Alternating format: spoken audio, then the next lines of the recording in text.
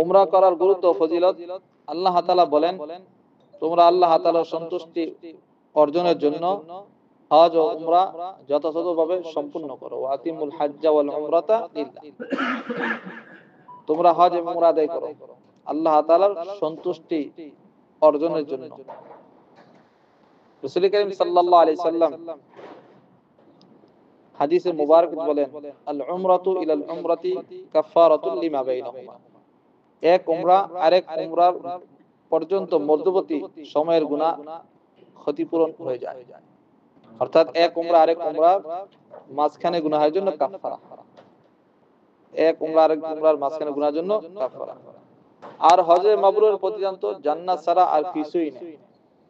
হজে মাবরুরের প্রতিদান জান্নাত ছাড়া আর কিছুই নাই। তোমরা হজ ও উমরা পরপর একত্রে পালন করো, তোমরা হজ ও উমরা পরপর একত্রে কি করো? পালন করো। কেননা এই দুইটি হজ ও উমরা দরিদ্র ও গুনাহ সমূহকে এমন ভাবে দূর করিয়া দেয়, যেমন কামারের হাপার লোহা ও সোনার রূপার ময়লা দূর করে দেয়।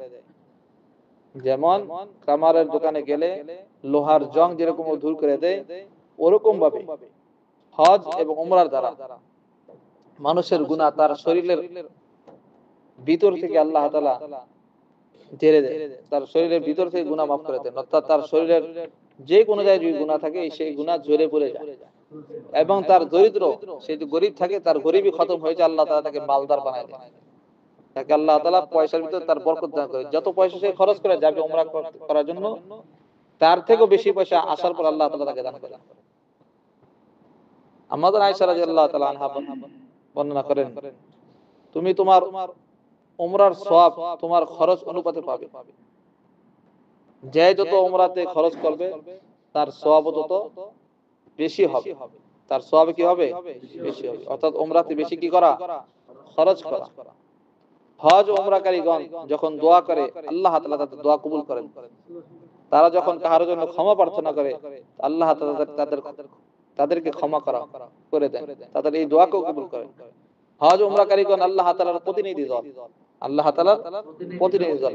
তারা দোয়া করলে তাদের দোয়া কবুল করা হয় এবং তারা কিছু চাইলে আল্লাহ তাআলা তাদের এই চাওয়াকে পুরো করে দেন, তাদেরকে দেওয়া হয়।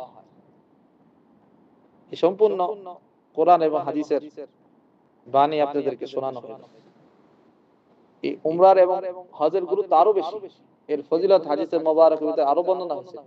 আল্লাহ তাআলা কোরআনের বিভিন্ন জায়গায় এর গুরুত্ব বর্ণনা করেছেন। রাসূল সাল্লাল্লাহু আলাইহি ওয়াসাল্লাম হাদিসের মুবারকের ভিতরে এর ফজিলত বর্ণনা করেছেন যে উমরা, হজ এবং উমরার ফজিলত কি। এজন্য উমরা করতে যাওয়া আল্লাহ তাআলার নৈকট্য হাসিলের জন্য, নিজের গুনাহকে মাফ করার জন্য। আল্লাহ আমাদেরকে তৌফিক দান করেন।